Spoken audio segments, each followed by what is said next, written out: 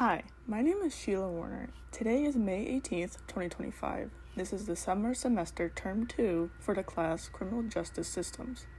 In this project, I'll be walking you through a 3-part data analysis based on the information I've collected from official government websites, the FBI UCR, and the Bureau of Justice Statistics. We'll be focused on police-public interactions, homicide statistics, and the police use of force incidents. I will now walk you through Section 1, A through I. I'll briefly go over my responses as well as where I got my information from. Let's start with Question A. According to the BJS report, about 21% of the U.S. population, 16 years and older, had some type of contact with police in 2020. This is considered an immense decrease compared to the data in 2018, which is 25%. This information is listed on Table 1 of the special report. Now, for Question B. Police-initiated contacts make up 9.1% of all interactions. These typically include traffic stops, which is a huge chunk of this category. Traffic accidents are around 3%, traffic stops being 7.1%. Contacts initiated by residents, about 11.5%. This information is available on page 2 of the 2020 report. Now for Question C. The report demonstrates that white individuals make up about 42% of all police interactions in 2022, while black residents were at 6%, Hispanics at 3%, according to a 2020 report. Interestingly enough, the likelihood of contact did vary by race, as well as who initiated the encounter. Police-initiated stops were by far the most common amongst black individuals. For Question D, 12% of women are more likely to initiate police contact, according to a BJS report in 2020, as you can see here in the highlight section. Men, however, are more likely to experience police-initiated encounters by 11%. Now for Question E. As mentioned before, the most common type of police-initiated contact was traffic stops. In 2020, there's no explicit determination of a racial bias stated in these reports. However, black individuals are more likely to experience a traffic stop. Around 7% of residents report being stopped by police. 42% report getting a ticket. Question F. In a 2020 report, about 2% of U.S. citizens 16 or older had contact with the police, having experienced threat or use of non-fatal force. This can be seen on page 5 of the 2020 report. Men make up the 3%, experience force more than women, which is 1.1%. Question G.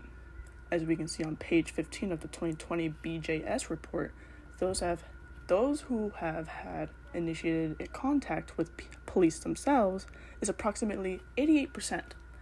Those that claim they'd be more likely to contact the police again, it's around 90%, which is a very high percentage. This suggests that people have a positive perspective on the police interactions. As we sort it by race, for white residents, 94%, for black residents, 89%, Hispanic, 91%, and Asian, 90%. For Question H, we'll now go over the perception of police response and behavior whenever an individual is in need. We've already went over the race aspect, so now I will go over the gender element. For women, 84%. For men, it's 85%. This can be seen in Table 12 of the 2020 report by BJS. And now we have reached the end of Section 1. We are now at Question I. Taking a look at my research as well as where I found the data, a significant amount of the population in the U.S. had contact with the police in 2020. Taking a look at the demographics amongst several marginalized groups, the results do in fact vary. This information is crucial to understand in order to actually improve the relations that the police has with our community. Does the police use force and threaten often? Not frequently. Is the public satisfied overall with the police? Again, the public is generally happy with the police, at least 93% of the population. As for those who have experienced force inflicted upon them, 46% claimed that force was excessive. 31% saw it as necessary, as stated in my response here. Now we move on to Section 2. We'll briefly go over the data regarding homicide. data that I've gathered from the FBI Uniform Crime Reporting Database, which I'll be referring to as FBI UCR for short. Will be focused on the year 2019, the Expanded Homicide Data Table 8. According to the FBI UCR, 13,927 people were murdered within the United States alone in 2019, as we can see here. As for weapons used, let's break it down by weapon type. 364 people were killed by rifles, 200 by shotguns, and 1,476 people were killed by knives or cutting instruments. For those killed by unarmed individuals, 600 homicides were committed and reported using the personal weapons like hands, fists, and feet. This means no firearm or object used. And now for which weapon type is more responsible for deaths in the U.S., that would be unarmed individuals. This seems surprising at first, but taking a closer look at the data provided by the FBI UCR database, personal weapons are responsible for 236 more deaths than rifles are.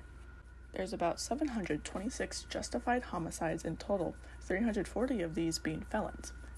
And they were killed by police in 2019, seeing this data confirmed on the FBI's official website right here. The FBI UCR does not appear to provide an explicit breakdown of race, weapon possession, or whether or not the individual is compliant. For this information, we can go over an external but respected source like the Washington Post Fatal Force Database. In 2019, the Washington Post reported 999 fatal police shootings in total, as we can see here, 55 of those being unarmed individuals, 14 were black, 25 were white, 11 were Hispanic, 5 categorized as other or unknown. Now, were these findings what I expected? In an objective sense, the numbers were far larger than I anticipated. From a subjective standpoint, yes, I expected as much, but thanks to my research and usage of these official sources, like the BJS reports in the FBI UCR database, it really opened my eyes, seeing the numbers and statistics, especially the demographics. Now that we have reached the last section in terms of questions, section 3, let's begin with letter A. As we reach the end of my project, I have a few notes to give. The fact that this information is available to the public is interesting. It's not only easier for my general research, but it's convenient to just have that information ready. As for those that aren't well versed on the subject, like how many individuals are more likely to be murdered by personal weapons, hands and feet, most would assume more people would be killed by a firearm, but that does not seem to be the case here. That's what makes this project so interesting to me. For the results I've gathered, this is definitely not something I would have known back then. So, I absolutely learned while researching, which is the point of this class.